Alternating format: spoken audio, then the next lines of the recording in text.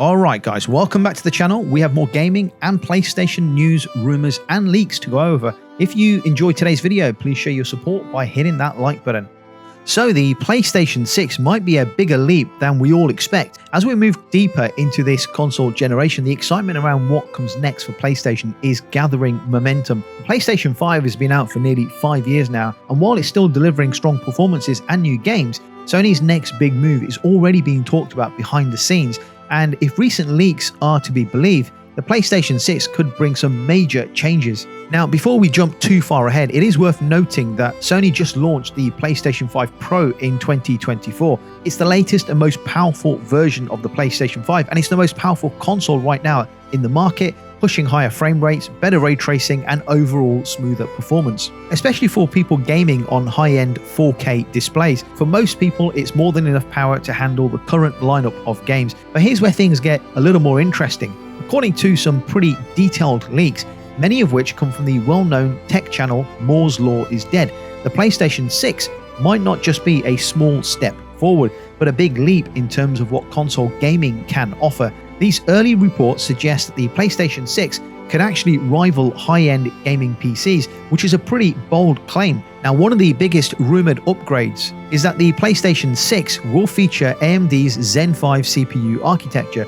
This would be a huge jump from the current Zen 2 chip that powers both the PlayStation 5 and the PlayStation 5 Pro. That means more processing power, faster performance, and better overall system efficiency. This kind of CPU would allow games to run more complex AI systems, better physics, and larger open world games without bottlenecking the hardware. On the graphics side of things, the leaks suggest that the PlayStation 6 could be pushing well over 20 teraflops of GPU power. For comparison, the current PlayStation 5 Pro is expected to hit around 16.7 teraflops. That alone is a noticeable boost, but what really catches attention is the possibility of 8K gaming. Not native 8K, but upscaled through AI-driven technology. Now, 8K might sound excessive to some, especially since most people are still playing on 1080p or 4K TVs. But this isn't necessarily about raw resolution, it's more about future-proofing.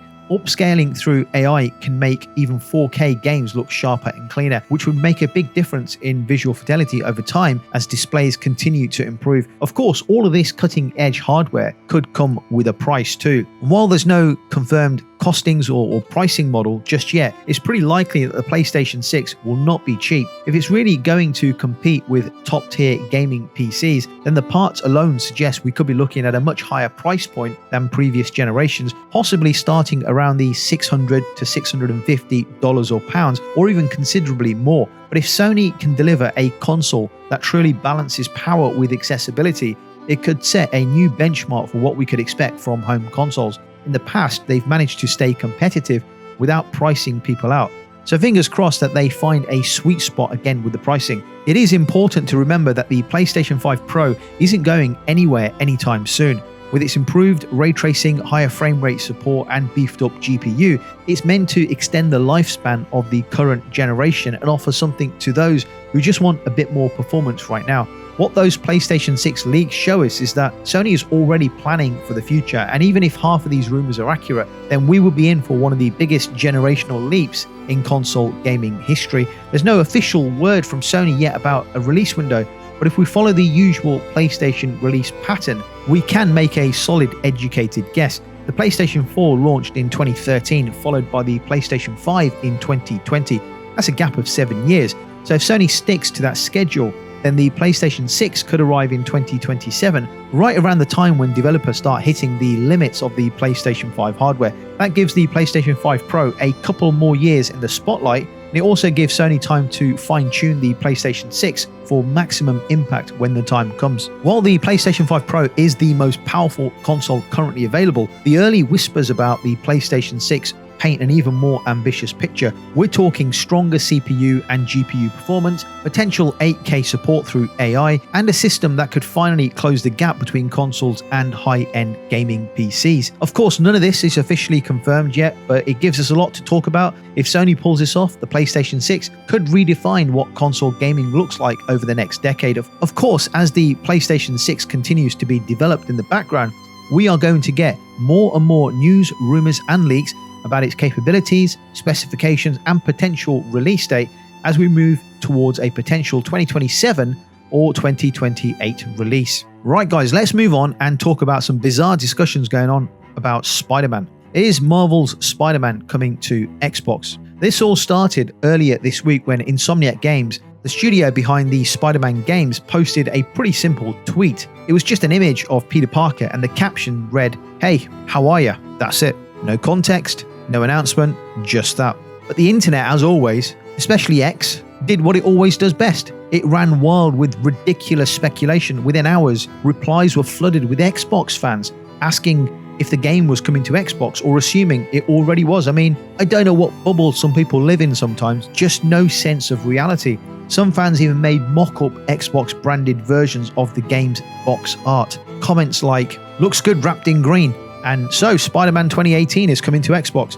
They've all been popping up everywhere across social media. And these aren't small posts, they've been getting thousands of likes, retweets and shares. So, is there any truth to it?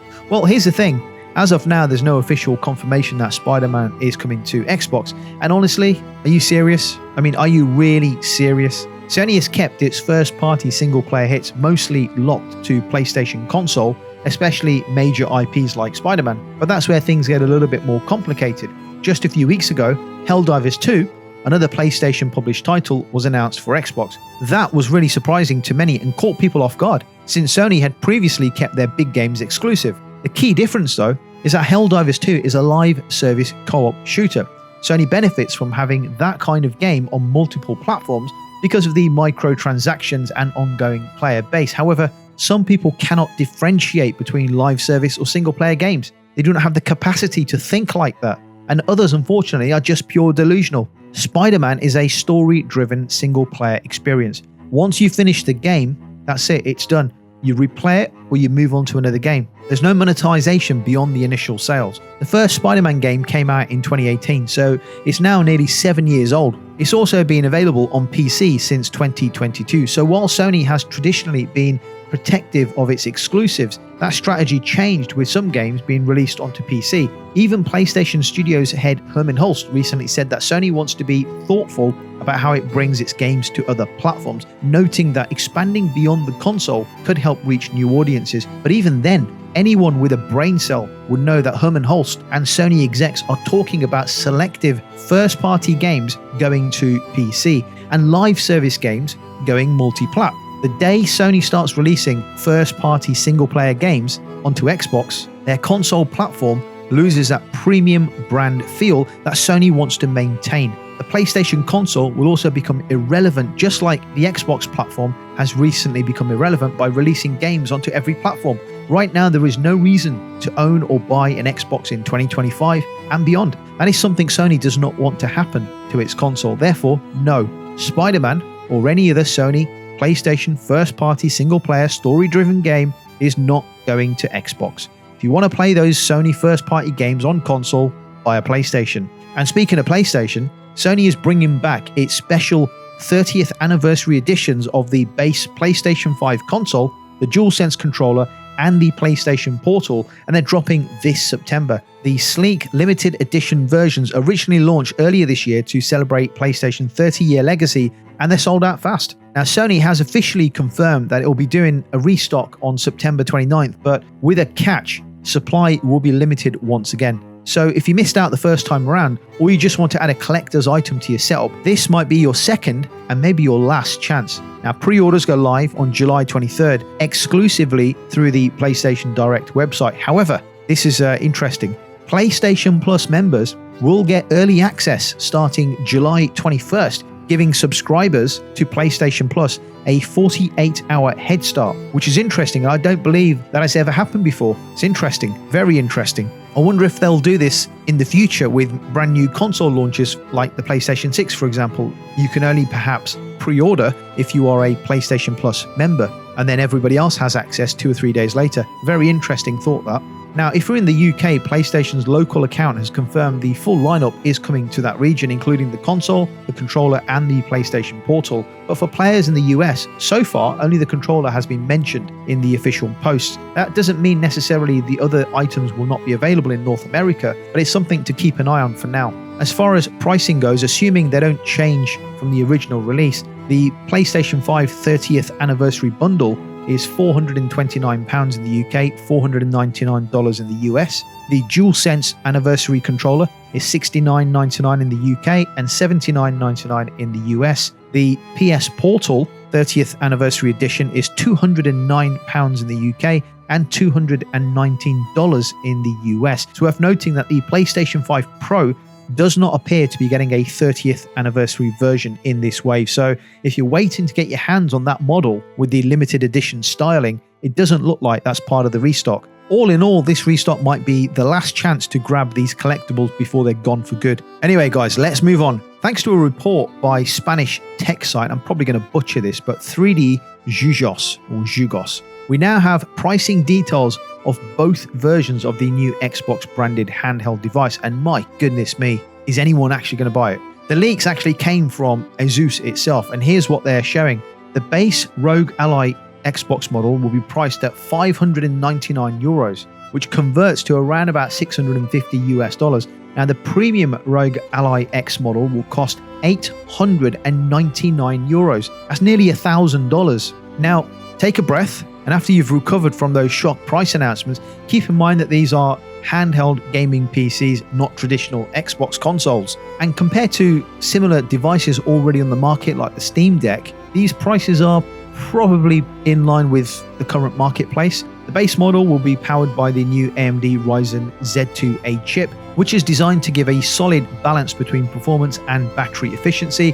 That means good frame rates, decent visuals, and hopefully a reasonable battery life for on-the-go gaming. The Rogue Ally X model, on the other hand, will come with a Ryzen A1 Z2 Extreme processor, and that's where things get a little bit more exciting if you're into this type of stuff. This version will aim for higher frame rates and sharper image quality and an overall better gaming experience. Interestingly, neither model will feature an OLED display. Asus reportedly made that choice because OLED doesn't play nice with VRR, and it also uses more power, which is not good for battery life. As for the release date, nothing is confirmed, but based on the leaked pricing and the fact that the devices have already been announced, it's very possible that Asus and Microsoft will make an official announcement soon. Earlier rumors also suggested a launch window in October, which seems even more likely now. Well, I don't know about you guys, but these handheld devices are not for me, especially at those prices. Guys, let me know your thoughts in the comments about the content discussed in the video, and I'll catch you on the next video.